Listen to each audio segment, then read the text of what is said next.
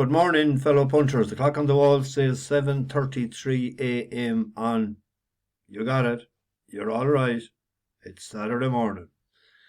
Yep, 2 Saturdays in the 1 week in the life of Mickey D. Don't know where that came from yesterday morning. I seen AC Irish, a long time follower of the channel. He gives me too much credit. That was not a setup. That was a total boo-boo. And it just happened. Just can't see it. It's the mind. It's the mind, the way it operates. I also made a boo-boo, and someone mentioned it as well in the comments. I said Percy's lad was drawn in stall 3, and I was actually looking at it, and I could see that it was 13, but the one disappeared all of a sudden. I don't know, and I knew he was drawn wide. But these things happen. Great morning here. I'm still in the Crystal Springs B&B. I was going to actually go out and record this outside, but it'd take me probably 7 or 8 minutes to get out and get set up and whatever. So I have to be leaving at 9. We're heading for the Half-Tin ferry. We were on the road earlier than I thought yesterday morning. They were down for breakfast 9:15 as opposed to 9:30. The shave went better and quicker than expected. But I think Larry ate a bit too much, or it didn't agree with him or something, because I think the tummy started to ache a bit going up. We were after leaving Muckross house. We fed the ducks first in Ross Castle. There's a question to the Shorties from Kerry. Is bread bad for ducks or not? I was feeding them last summer. A few people have told me lately, don't be giving ducks bread, it's bad for their digestion. I didn't know that. If anyone knows, will it continue with it or will it not? I brought them chips as well from the night before, but they didn't like the chips, neither ducks or pigeons. But Larry said he was feeling nausea, and I got him a drop of water, because he told me to drive it on a bit, because he likes a bit going round turtles, going round faster than normal. As I said to him then I'd bring him from Waterville back to Killarney, that diagonal road. It's a challenging drive. You nearly need a pint after it.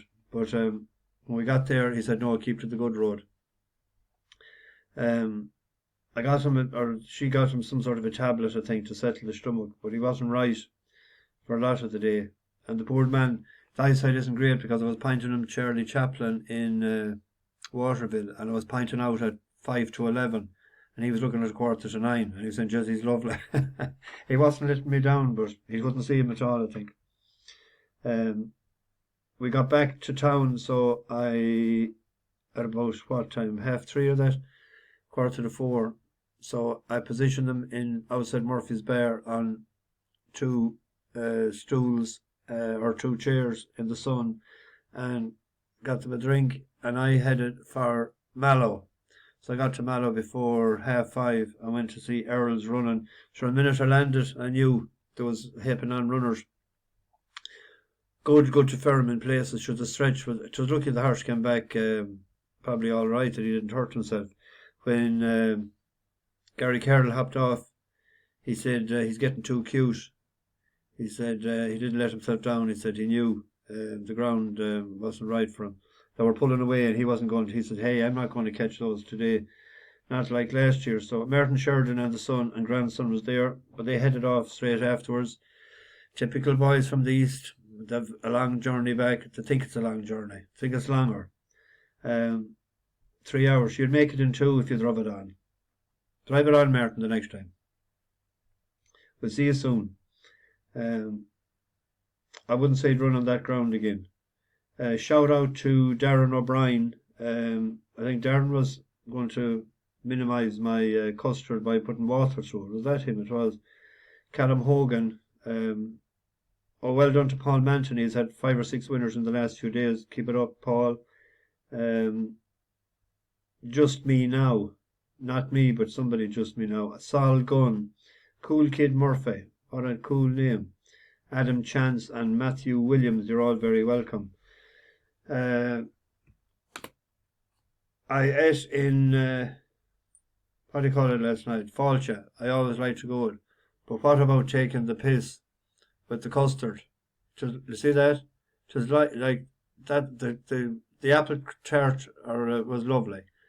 Strawberry, the cream, the ice cream. But it's like if you got a paintbrush and teased me with this imprint round about, and it's only not much thicker than me nail. I couldn't get the spoon even to drive it in under it. Oh, please.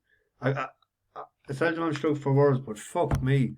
I looked up at it and I said, is there nothing else? No, it's enjoy. I did. But no, that's the worst ever. That's at least I got it anyway, and like you won't get it in Galway. Got off to a good start yesterday with Percy's lad, well backed all day.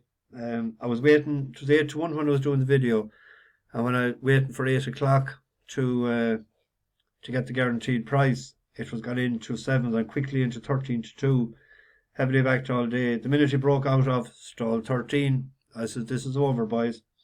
I was watching that below on Derrynane Beach. I've timed it grand the last few days, just arriving to be able to watch it. Grand Providence 5th, pity it wasn't 4th for my each way quarter the odds, 4 places the other day.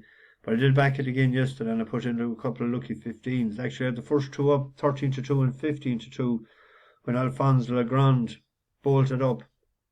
I was afraid of his other horse. There was a race on that. He was just left small between too far back, but it's a great ride. When you look at it, Tony Merton, the shrewdy that he is, had the 2 top jockeys in England aboard on the 2 horses yesterday, and he had them in fine fettle. There'll be races to be won with both of them during the summer. A couple of big pots in store. Earls, as I said, ran the ground was against him. The ground went against Trilby as well. But both of them horses who were playing with bookies' money. That's why I just say with both horses, we won't be backing them again on that sort of ground. But we backed them after the win for us. The one in Dam Royal traded 1 to 6. Third horse in less than a week that has traded 1 to 6 or higher or shorter that hasn't won for us. I thought Danny Gilligan would pick him up coming to the second last, but a slow jump sort of goosed us. Grand Providence. We had another one on that race. I can't remember. I don't know. Anyway, got to get on to today. Where am I here? Over here. First race to look at is the Victoria Cup at Ascot. So paying 6th place in this, and I thought Mostabshir has a lively chance. A well-bred sort. We've seen it lately. It was up against Mount Athos. And it headed him in the final furlong. We battled back that day, and the fact that he hadn't ran since November, I'd say, was a negative.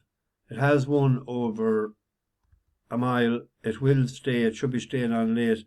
This is it in the Shadwell furlongs they go. Mount Athos, the yellow jacket, out in front since flagfall. To Mostabshir, who's now let down in second. Mums Tipple is getting a bit closer in third, followed by Rohan, who's trying to get going as well. Inside the final furlong they go. Mount Athos just to Mostabshir in second. Mums Tipple still going pretty well down the centre of the track as they race up towards the line. Mount Athos, Mostabshir, and then Mums Tipple as well. It's going to be tight on the line. Mount Athos battling back has got there. Mums Tipple and Mostabshir in a foot of a second.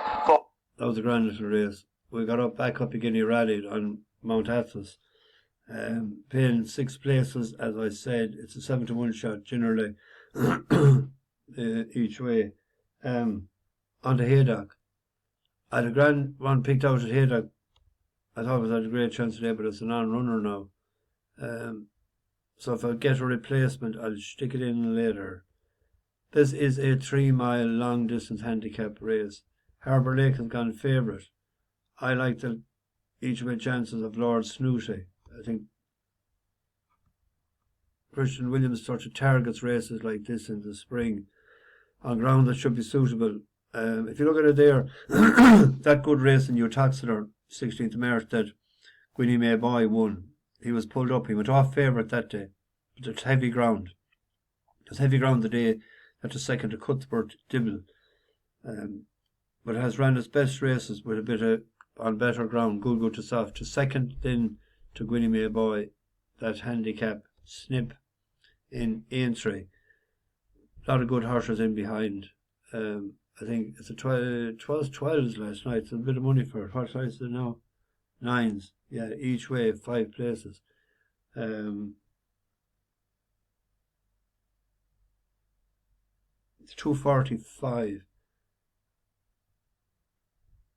245. Oh yeah, I thought that was the race that I thought Just Call Me Pete had a massive chance in. He was 10-1 last night. It was pulled out. We were on Zosimus a couple of times last year, but I'm not sure. Doesn't know how to win. I'm going to skip that race now. Just Call Me Pete out onto the Swinton. We have a bus horse in it. Opened up at 5-1 the other day on the Tuesday. Price was snapped up. It was into 15-8 and 7-4 the other day. Lark in the Mornin. The only thing is, in 24 years, living next door to Alice nearly came into my mind. I must sing that sometime. I might sing that Monday night. Living next door to Alice. 24 years. But in 24 years, only one 4-year-old has won it. And Lark in the Mornin is a 4-year-old. This better ground will suit it. It was kept for this. Pulled out of Punchestown. Won the Boodles. But it's fair short, but we'll back it because we won on it before. It's a 9-1 shot in. But as an each way playing it, the top weight, Ballee, has form in the book. Slight negative is Philip Hobbs, 0 for 9 in the last 14 days. I forgot to look to see how many placed horses had he. If you look at him as well, he's progressive runs there in November and December of last year were on good and good to soft. He unseated in on soft ground. He was a 46 shot in Chepstow. First handicap hurl in Aintree of America of 135, which looked high enough at the time.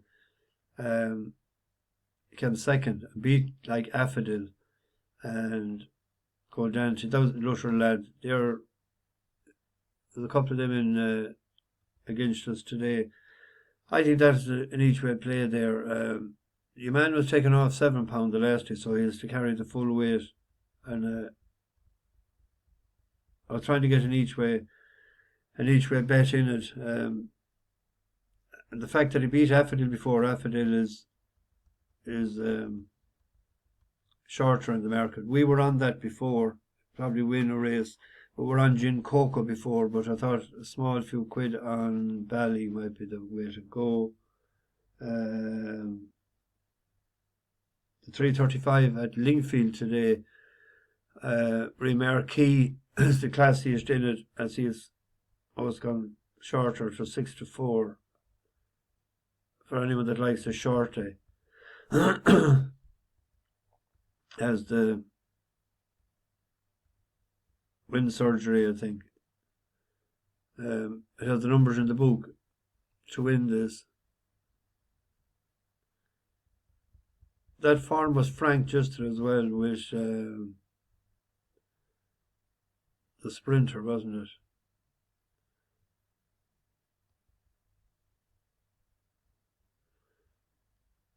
Remember the horse that beat oh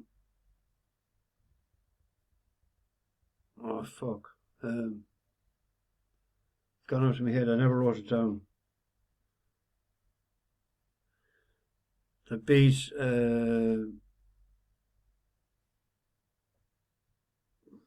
mind has gone blank.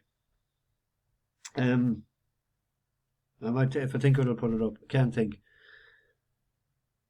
Total blank. Nothing there. Anyway, it's not that, but this. On to Cork. I thought a horse that might be laid out for this race, Johnny Flavin. Ladyeze Man. It ran well in Cork in last October at 33-1 of a rating of 88, second to Chapel Street, and it stepped up in trip today, but it ran terrible then in Naas in April, but it was soft to heavy. But if you look at this race in Cork, this is him coming round the turn for home. JJ Slevin. There. Wide of these in third. Widest of all of these is Herculaneum and Danny Mullins into 4 as they head into the straight and down towards the third last flight. And as He's Dynamite, the leader, lands half a length in front of Ladies Man. Herculaneum on the outside behind those Noble Crusade. Gaelic de Shasty from the back. Ballee on the inside, racing down towards the second last, and it's Ladies Man being tackled on the outside by Herculaneum. Chapel Street stays on behind those, ahead of He's Dynamite and Gaelic de Shasty, and down to the final flight it's Ladies Man and JJ Slevin with the lead from Chapel Street, now producing a challenge on the outside for Dan King as they jump the last. Chapel Street lands running. Ladies Man knocked over to the far side. Chapel Street from Ladies Man, half a length between them. Chapel Street with Ladies Man battling back. Chapel Street on the stand side, Ladies Man on the far side. Chapel Street just holds Ladies Man by about a neck, and they pull 4 lengths clear of the third, Herculaneum. That was a good run, first time out in a handicap of 88, up £4. Might have been targeted for this race. I was looking last night, it was a 10 to 1 shot. We're paying 5 places. Where are we here?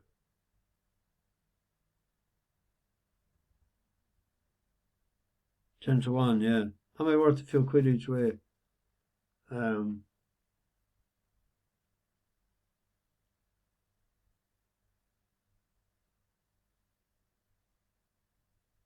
Yeah. Heading for Galway. I seen Ezra left a message going for a pint tonight. Name a place. I probably, when we get there, we're staying at the Salt Hill Hotel. I'll have to bring them back into town, park up somewhere, bring them for a bit of grub, and maybe bring them out home then at about maybe 8 or half 8 or that, and then I'll be able to go back into town. So probably, maybe, I don't know, some quiet spot. Name a place and we'll meet around 10 o'clock somewhere. Bash the bookies over and out. Where are we here? I'm over here.